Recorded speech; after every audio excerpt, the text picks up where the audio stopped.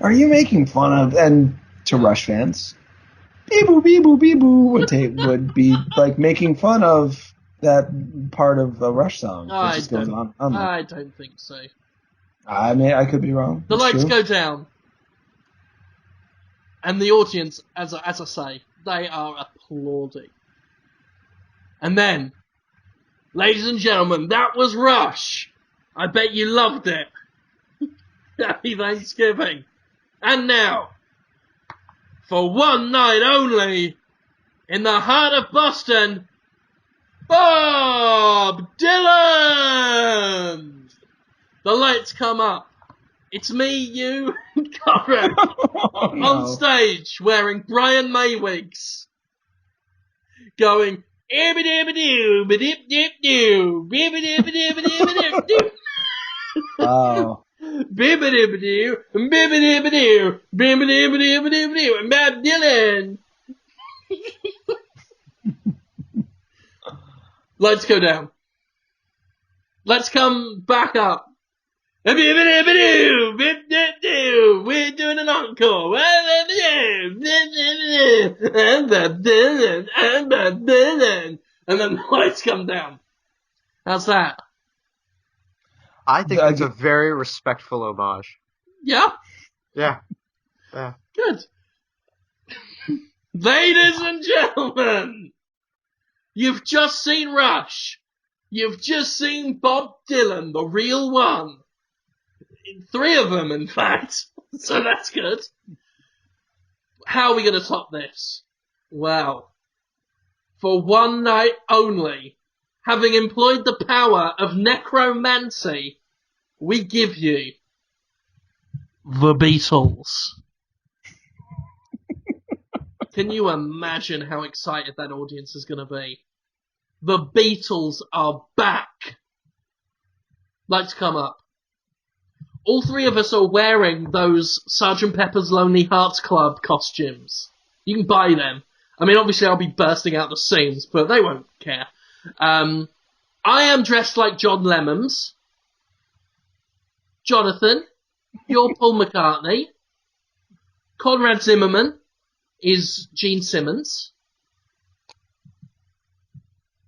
Yes. Yes. Yes. You know what? I'll take Gene Simmons. Yeah, the Beatles are back.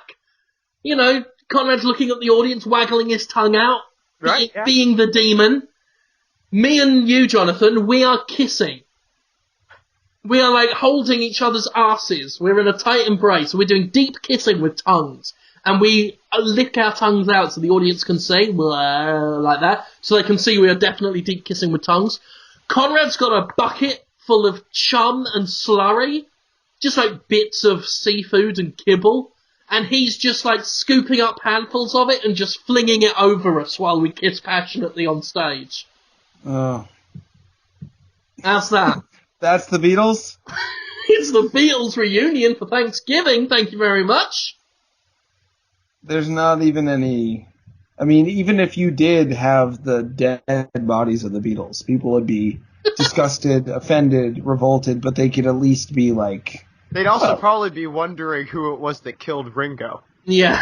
Oh, that's true. He's technically alive. Actually, he's not. Because I was planning to have him propped up in the corner. Do you think people are not gonna like that? Dead Ringo. Who they thought I actually don't think anyone's gonna notice. Oh, come on. Ringo's got a little spark in him. Actually, I'm only joking. We couldn't get Ringo. So instead, for the 4th Beatle, it is a copy of Ringu on DVD. When I say DVD, VHS. The Japanese horror film. That's just in the corner. So it's Ringu. Oh, I get it now. Ringu, John Lennon, Jack McCartney, and the demon, Gene Simmons. Who's Jack McCartney? You. You are. Oh, I am. As we kiss. Passionately, with a deep tongue. For about 15 to 20 minutes. Mm. And then the lights go down. And then the lights go down. The lights go down. Up. And there's an encore. And it's just another 20, 30 minutes. Yeah, well, Conrad... This is like a Led Zeppelin drum solo length encore. It could be tomorrow. You don't know. And Conrad is just dumping the bucket of chum over our heads. Right. Just emptying it off. And then just kicks the bucket towards us contemptuously. And that's the Beatles. That's our loving tribute to the Beatles. Next up. What? More? Come on. That's the end of it. That is the end of it. I know. But the special guest that you know, we think you know who it is. They haven't shown up yet. Yeah, we nowhere near him. How long can this go on for? Ladies and gentlemen, we are about to introduce a man who believes himself to be, quite rightly, better than Rush, more important than Bob Dylan, certainly more influential on future generations than the Beatles ever were. He believes this of himself. We're inclined to agree. Ladies and gentlemen, Boston's favourite son, Jonathan Holmes. I've already been on stage, twice, yeah, but this time, but you were in character. Oh, right. Now you're out wearing a knitted sweater, a pair of tighty-whitey wide front underpants that are about 2 sizes too small. You're sat on a bar stool, just drinking a lager.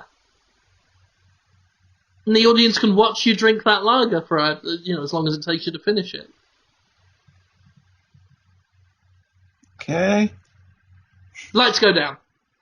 Oh no, come on.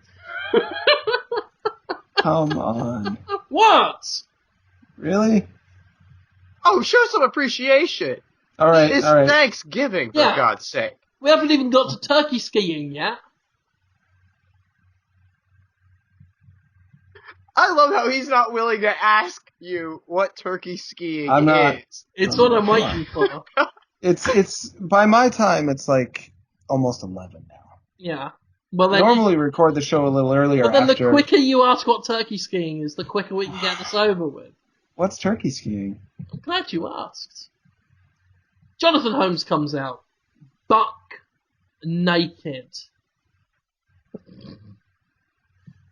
Gets on the stage. Actually, I'll let you wear some socks. You get on the stage, right? You put your hands on the floor of the stage. Get almost into like a press-up position. You know when you do press-ups? Jonathan, up, down, up, down. Push-ups. Push-ups. Yes. I'm sorry. You use the American parlance. Mm. Except you don't do a push-up. You put your face on the ground and your hands on the ground, and then use your feet to just like raise your ass as high as you can get it. Right? At which point, Conrad and I have a whole bunch of thawed out turkeys, which we then just roll down your back. We've got about 10 of them. So the turkeys are skiing down me. Yeah, we put the turkeys on your ass and then just push them off and they roll down your back into the audience where they are allowed to eat the turkey. We say, is it raw turkey? Is it cooked turkey? It's thawed. We just thawed them out, but we'll tell them that they've been cooked. Oh. Otherwise they won't want to eat it. And we really need to get it eaten. They won't want to eat it anyway. They won't. How would they not? It's just rolled off the back of Boston's favourite son. They will not want to eat it because of that, in part, for sure. Well, I mean, you're really not sounding eager to do this. It's so... Yeah. Have you even... holiday spirit, man. Have you even got the questions sorted out for your interview with U2? I'm interviewing U2? No, you're interviewing U2. I'm interviewing U2. Yeah. No, not us. No, not us. I'm interviewing the band U2. The band U2. And by that, I mean us. This is a totally new idea we had. Like where you sit in an armchair and me and Conrad come out holding magazines to our faces of I probably can't get one off the Edge. He'll probably have to hold Colin Farrell up to Conrad's head. No one will notice the difference. No one will care. So we'll be there as the Edge and Bono Vox, and we'll sit down. What are you going to ask us, Jonathan? We'll do this interview now, because this is one of the big special events. It's an exclusive interview with you two. I'm supposed to come up with questions right now? It's like... Well, Jonathan Holmes! Yeah, I think... Vox. Bono Vox out up to you too, don't forget. Yeah? I think that is a very poor question to begin with. Asking if you've got to make up questions. Am I supposed to answer that? Okay. I'm sorry, Bono Vox. Do you want to continue this? Or would you rather stop, Bono? Well, you know what Bono Vox, out to you two, always like to say. No, I don't want to stop. Ever. Oh, come on. In many ways, I'd like this interview to go on for the next 2 hours. Until it is 1 a.m. your time. It really is tough. I understand it's tough. It is tough. I mean, I only have to go to Africa and try and help all of the starving babies out in Africa.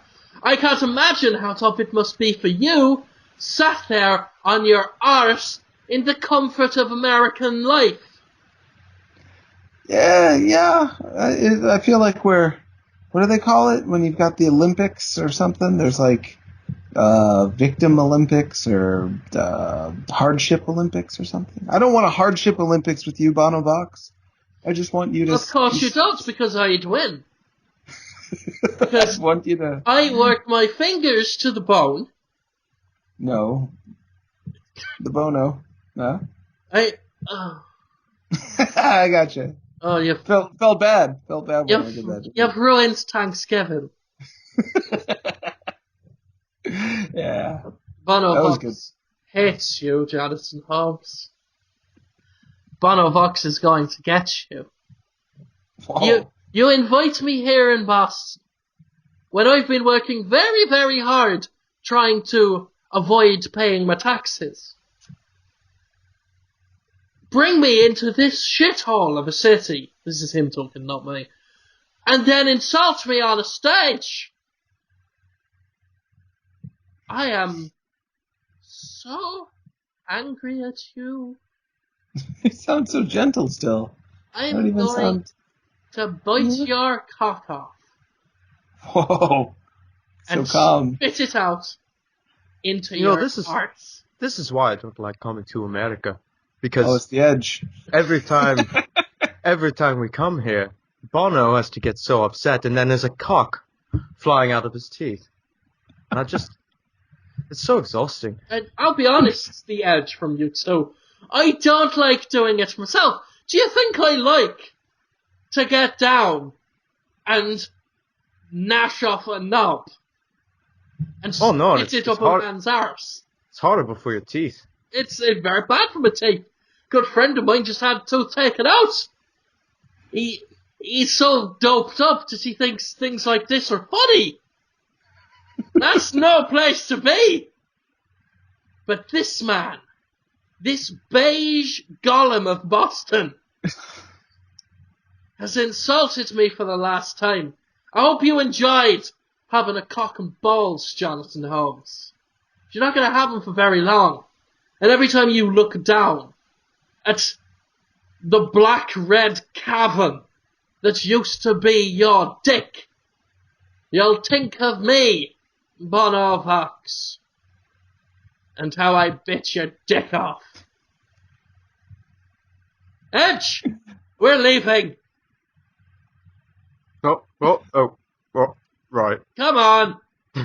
It's him trying to help himself to a bit of free turkey when I'm trying to work my fingers to the Bono. See you next year, lads. Bono. And he just teleports away. Fades out. Yeah. Right, because he's Bono Vox. What, you think he doesn't have magic powers? Yeah, I was picturing more Star Trek style, but either way, that's magic, I guess. Extreme science. Any is sufficiently advanced technology is indistinguishable from magic. magic. Yeah, Yeah. I concur. Lights Indeed. go down. Still going. Ladies and gentlemen, we have given you the greatest musical extravaganza of your lives. For one night only, Boston was rocked. It was rocked out of its socks. You've had Rush-ish. You've had Bob Dylan's. You've had the Beatles' necromantic reunion. You've had an exclusive interview with the Bono Vox and the Edge from the U2. But you came to Val Kilmer's Family Rockdown expecting Val Kilmer's Family Rockdown. At this point, I'm just going to randomly say the phrase, the man who was the bat. Don't worry about what I've just said, as you put your hands together and welcome the man who was the bat, Jonathan Holmes! I have never been the bat. Oh no, There was that. that was just a random non sequitur line. Oh, okay. So it's really going to be Val Kilmer out there? Totally unrelated. No, the line about the man who was the bat was totally unrelated legally to the words Jonathan Holmes when you come out wearing nothing but a pair of tighty whitey underpants 2 sizes too small for you, nothing else. Stand in the middle of the stage, put your arms out like a aeroplane is the one, like an aeroplane's wings, and just spin around for 3 minutes. Oh boy. What? It would be sad for the people. I don't think so.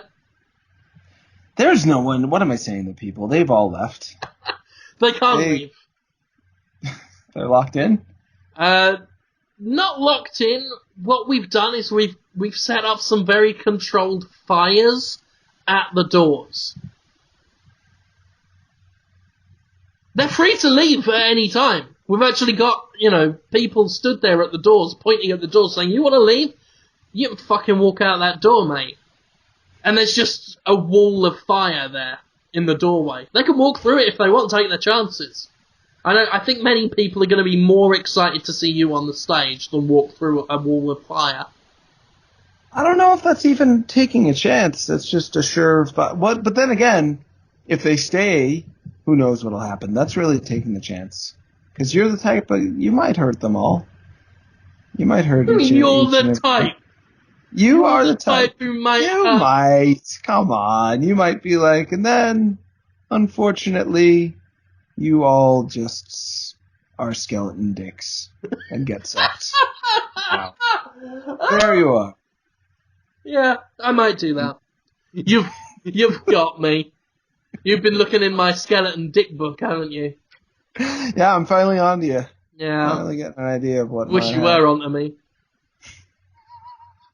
By that I mean having mounted me romantically.